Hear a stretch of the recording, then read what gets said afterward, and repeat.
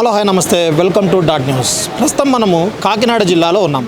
అయితే మనతో పాటు కాకినాడ వైసీపీ ఎంపీ అభ్యర్థి చలమల శెట్టి సునీల్ గారు ఉన్నారు. అయితే మనం ఇక్కడున్న నియోజకవర్గాల్లో అన్ని చోట్ల తిరిగినాము.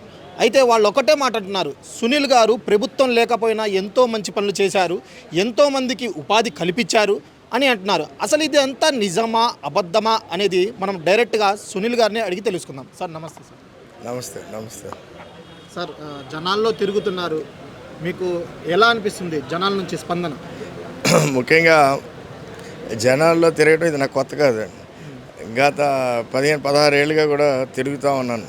ఎందుకంటే ముఖ్యంగా నేను ఇంతకుముందు పోటీ చేసిన 3 సార్లు కూడా ఫుల్ టైం రాజకీయాలు, అంటే 2008 నుంచి అప్పుడు పోటీ చేసిన పరిస్థితుల్లో ప్రజారాజ్యం పార్టీని కాంగ్రెస్లో విలీనం చేసేదాకా ఫుల్ టైమ్గా చేశాను.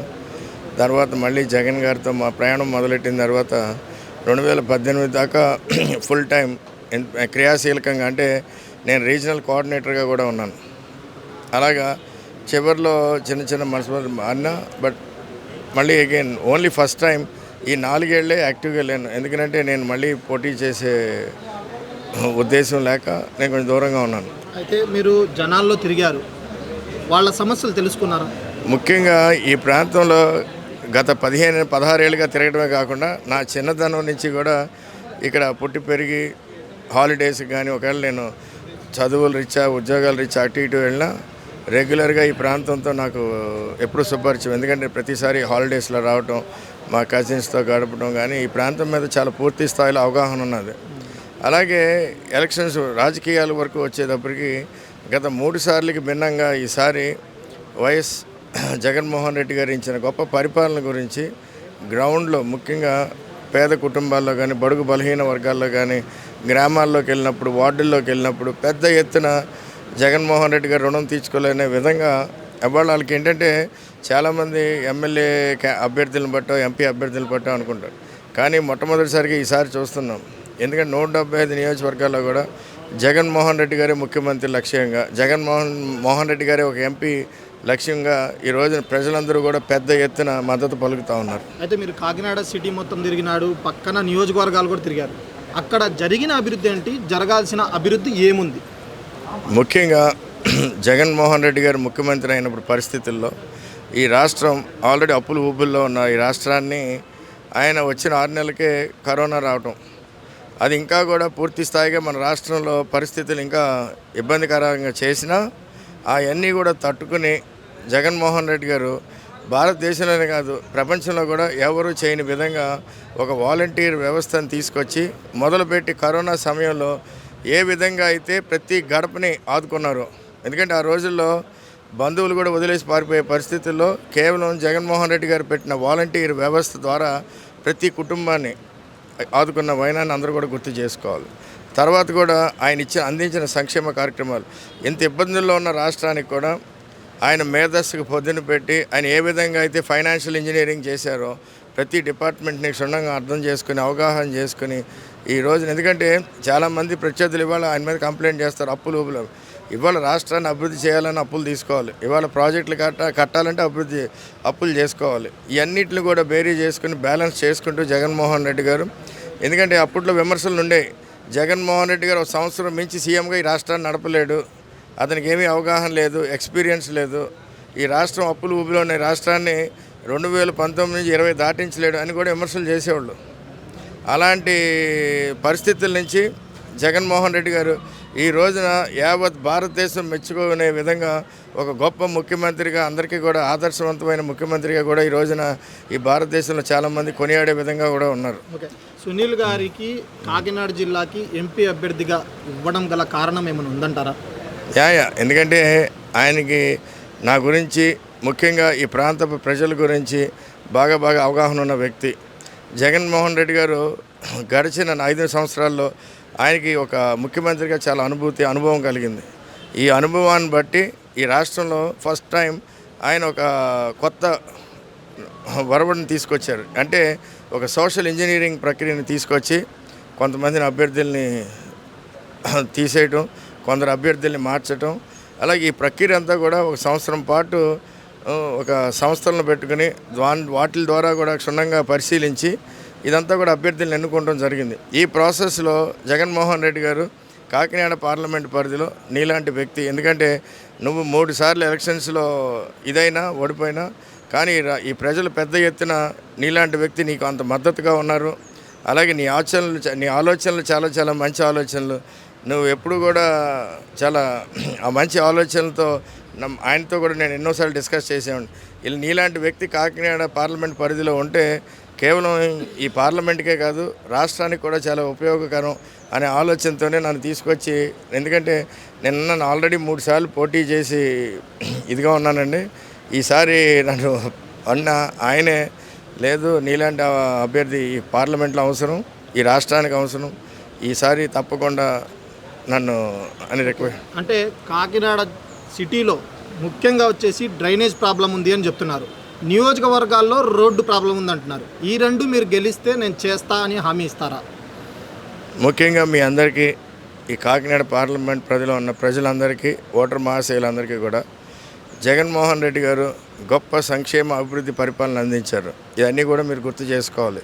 ఈ రోజున రాష్ట్రంలో అంటే ఆయన ఏ మాదిరిగా అయితే ఇల్లు పట్టాలిచ్చి ఇల్లులు కడుతున్నారో, ఏ మాదిరిగా అయితే రోడ్ల నిర్మాణం చేపట్టారో, ఏ మాదిరిగా అయితే పోర్ట్స్, మేజర్ పోర్ట్లు 4, అలాగే ఫిషింగ్ హార్బర్లు 10, అలాగే 17 మెడికల్ కాలేజీలు, ఇలా రకరకాల అంటే ప్రతి గ్రామంలో గ్రామ సచివాలయాలు, విలేజ్ క్లినిక్లు, అంటే అలాగే ఆర్బీకే కేంద్రాలు, ఇలాగ ప్రతి గ్రామాల్లో ఇంత భారీ స్థాయిలో ఇన్ని కార్యక్రమాలు చేపట్టిన వ్యక్తి ఈ రోజున ప్రతి గ్రామాల్లో ముఖ్యంగా చూసుకుంటే ఒక 10%, 15% పనులు ఎలక్షన్ కోడ్ రావటం వలన లేకపోతే నిధుల కొరత వలన కొన్ని డిలే అయిన అంశాలు ఉన్నాయి. తప్పకుండా 90%, 80% పనిచేసిన వ్యక్తికి మిగతా 15%, 20% పనిచేయడం పెద్ద లెక్క కాదు. రాబోయే రోజుల్లో రేపు జూన్ 5వ తారీఖున ఆయన మళ్ళీ ప్రమాణ స్వీకారం చేసిన తర్వాత తప్పకుండా జగన్మోహన్ రెడ్డి గారి ఆశీస్సులతో, అండదండలతో ఆయన ముఖ్యమంత్రిగా తప్పకుండా మిగిలిన పనులు కూడా ముఖ్యంగా మీరు లేవనెత్తిన ఈ డ్రైనేజీలు కానీ రోడ్లు కానీ పూర్తి స్థాయిలో చేసుకుంటాం.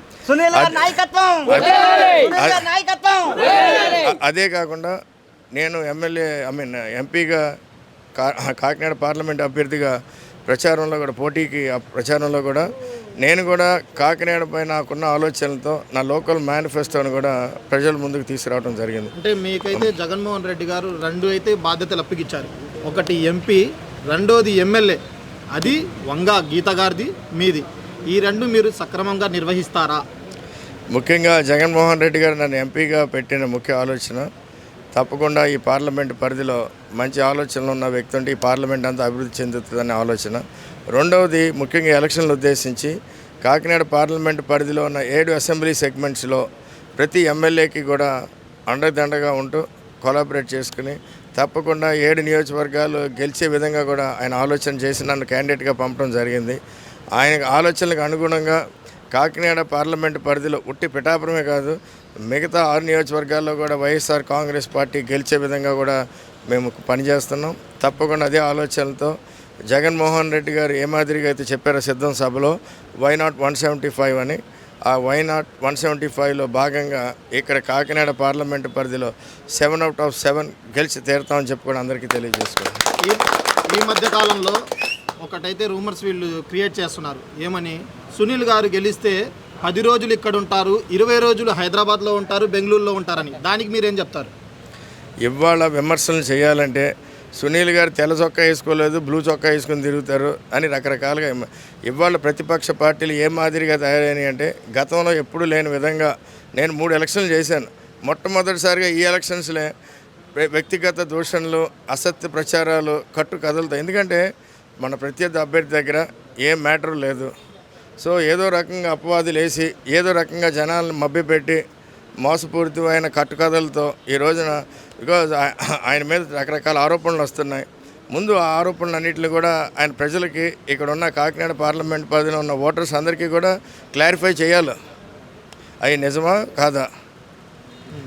అలాగే ఆయన బ్యాక్గ్రౌండ్ కూడా ఎందుకంటే ఇక్కడ ఈ కాకినాడ పార్లమెంట్ పరిధిలో నా చిన్నతనం నుంచి కూడా ఇక్కడ ఉన్న ప్రజలందరికీ నా మీద పూర్తి అవగాహన ఉంది. అలాగే గడిచిన 15 సంవత్సరాల్లో కూడా నేను ఎంతో వేల మందికి ఇక్కడ ఉద్యోగ అవకాశాలు, ఉపాధి అవకాశాలు ఈ ప్రాంతాల నుంచి కల్పించాను. నేను చెప్పిన ప్రతి మాటకి ఇక్కడ ఒక విట్నెస్ అంటూ ఈ ప్రాంతాల్లో ప్రతి నియోజకవర్గాల్లో ఉన్నాయి. అంతేగాని నా ప్రత్యర్థుల మాదిరిగా ఆయన కూడా తిరిగే వాళ్ళకే తెలియదు అడ్రస్, ఎక్కడి నుంచి వచ్చారో ఏంటి ప్రచారం. అలాంటి పరిస్థితుల్లో నా ప్రత్యర్థుల పోటీలో ఉండి కేవలం కొన్ని కట్టుకథలు, లేకపోతే ఏదో హాలిడేకి వస్తారు, హాలిడేకి వెళ్ళిపోతారు, ఇక్కడ రకరకాల అసత్య ప్రచారాలు చేస్తున్నారు. నేను గెలవపోయినా గత 15 ఏళ్ళుగా గెలిచిన ఎంపీ కూడా ఎవరు చేయని విధంగా ఎంతోమందికి ఉద్యోగ అవకాశాలు ఈ ప్రాంతంలో ఇప్పించాను. ఎన్నో రకాలుగా పారిశ్రామికంగా అభివృద్ధి చేయాలని ఎన్నో ఆలోచనలతో ఈ ప్రాంతంలో చాలా పరిశ్రమలు స్థాపించడానికి కూడా మేము ముందుకెళ్తున్నాం. ఈ మధ్యకాలంలో అంటే ఒక మేనిఫెస్టో వైరల్ అవుతుంది మీదే, 400 గ్రామాలు నేను దత్తతకు తీసుకుంటా అని. అసలు ఎందుకు అనిపించింది అలా? అంటే మీరు గెలిస్తేనే చేస్తారా, గెలవకపోయినా ఇది నిర్వహిస్తారా?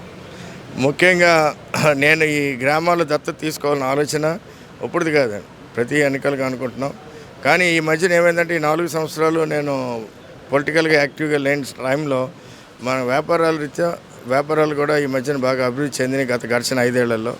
దాని రీత్యా కొన్ని గ్రామాలని, ఎందుకంటే నాకు చిన్నతనం నుంచి ఉండిపోయిన ఆకాంక్ష, కోరికతో కొన్ని గ్రామాలను మనం దత్తత తీసుకుని ఒక్కొక్క గ్రామాన్ని మనం డెవలప్ చేయాలి అనే ఆలోచనతో ఉన్నాం. అంటే రాజకీయాలతో సంబంధం లేకుండా ఈ ప్రక్రియలో ఉండి అదొకటి, అలాగే జాబ్ మేళాలు నిర్వర్తించాలి, పరిశ్రమలు పెట్టించాలి. ఈ మూడింటిని కూడా ఇదేదో ఇవాళ ఎలక్షన్లు ఉద్దేశించి ఇవాళ మాట్లాడినవి కాదు. పరిశ్రమలు ఉన్నాయి. గత 10 ఏళ్ళుగా మేము చేస్తున్న కృషి వల్లనే రేపు రాబోయే 5 ఏళ్లలో కూడా అంత భారీ స్థాయిలో 30-40 వేల కోట్ల పెట్టుబడులు తీసుకొచ్చి ఈ ప్రాంతంలో పరిశ్రమలు పెట్టించిపోతున్నాం. అలాగే మీరు జాబ్ మేళా నిర్వర్తించిన తర్వాతే మాకు అవగాహన వచ్చి ఇక్కడ పూర్తి స్థాయిలో యువకులకి శిక్షణ ఇచ్చి ఈ ప్రాంతంలో భారీ ఎత్తున, ఎందుకంటే ఎంతోమంది యువకులు ఉద్యోగ అవకాశాల కోసం ఎదురు చూస్తారు, వీళ్ళందరినీ కూడా ఎంప్లాయ్ చేయాలనే బాధ్యత నేను తీసుకున్నాను. అలాగే ఇళ్ళలో చాలామంది తెలివైన వారు ఉండటం వలన వాళ్ళ తెలివితేటల మీద పెట్టుబడి పెట్టి వాళ్ళ ఐడియాలతో చిన్న తరహా, మధ్య తరహా పరిశ్రమలు పెట్టించాలనే సహకారం అందించాలనే ఆలోచనతో వాళ్ళకి హామీ ఇవ్వడం జరిగింది. ఓకే, ఈసారి అంటే కాకినాడ ప్రజలు మిమ్మల్ని చూసి ఓటేస్తారంటారా, జగన్మోహన్ రెడ్డి గారిని చూసి ఓటేస్తారంటారా? ఇవాళ ప్రతి ఓటు, ప్రతి అభ్యర్థి మీకు ముందు చెప్పిన విధంగానే ఈ రాష్ట్రంలో 175 నియోజకవర్గాల్లో కూడా జగన్మోహన్ రెడ్డి గారినే చూసి, ఆయన చేసిన పరిపాలనే చూసి ఓటేస్తారు. అది కూడా కాకుండా జగన్మోహన్ రెడ్డి గారు చెప్పడం జరిగింది, మీ ఇంటికి మంచి జరిగితేనే మాకు ఓటేయండి అని. అంత దమ్ముగా చెప్పిన ఏ దమ్మున్న నాయకుడు, చీఫ్ మినిస్టర్ని భారతదేశంలో ఎవరిని చూడలేదు.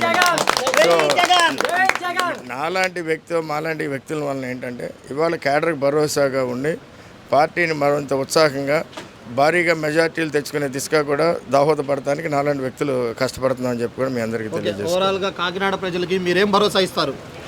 తప్పకుండా రేపు మే 13వ తారీఖున ఎన్నికల్ని ఉద్దేశించి అందరినీ కూడా నేను అభ్యర్థించేది, అందరూ కూడా పూర్తి స్థాయిలో అవగాహన చేసుకోండి. ఎందుకంటే ఓటు అనేది మన ప్రెసిడెంట్ ఆఫ్ ఇండియా దగ్గర నుంచి ఒక సామాన్యుడి దాకా ఓటు అనేది ఒక గొప్ప ఆయుధం. ప్రజాస్వామ్యంలో ఓటు అనేది పెద్ద ఆయుధం. ఆ ఆయుధాన్ని పూర్తి స్థాయి అవగాహన చేసుకుని ఎలాంటి వ్యక్తులకి ఓటేస్తే మన భవిష్యత్తు బాగుంటుంది, మన రాబోయే తరాల భవిష్యత్తు బాగుంటుందని చెప్పి కూడా ఆలోచన చేయండి అని చెప్పి కూడా ప్రతి పౌరుడికి, అలాగే కాకినాడ పార్లమెంట్ పరిధిలో ఉన్న ప్రతి ఓటర్లకి కూడా నేను అభ్యర్థిస్తున్నాను. తప్పకుండా సరైన ఆలోచన చేయండి. ఈ ఆలోచన చేసిన తర్వాత మీకు అక్కడ కనబడేది వైఎస్ఆర్ కాంగ్రెస్ పార్టీ, పేదల పార్టీ, జగన్మోహన్ రెడ్డి గారు ముఖ్యమంత్రి అయ్యే విధంగా ఆలోచన చేయండి. అందరికీ ఇచ్చే 2 ఓట్లు ఫ్యాన్ గుర్తుపై వేసి పార్లమెంట్ అభ్యర్థిగా చలమలశెట్టి సునీల్ నేను, అలాగే అసెంబ్లీ అభ్యర్థులుగా 7 నియోజకవర్గాల్లో ఉన్న కాకినాడ సిటీ ద్వారంపూడి చంద్రశేఖర్ రెడ్డి గారు, కాకినాడ రూరల్ కురసాల కన్నబాబు గారు, పెద్దాపురం నియోజకవర్గం దౌలూరి దొరబాబు గారు, జగ్గంపేట తోట నరసింహ గారు, ప్రతిపాడు వరుపుల సుబ్బారావు గారు, తుని దాడిశెట్టి రాజా గారు, పిఠాపురం వంగా గీత గారు, అందరినీ కూడా భారీ మెజార్టీతో గెలిపిస్తానని చెప్పి కూడా అందరినీ కూడా కోరుతున్నాను. Please subscribe .news.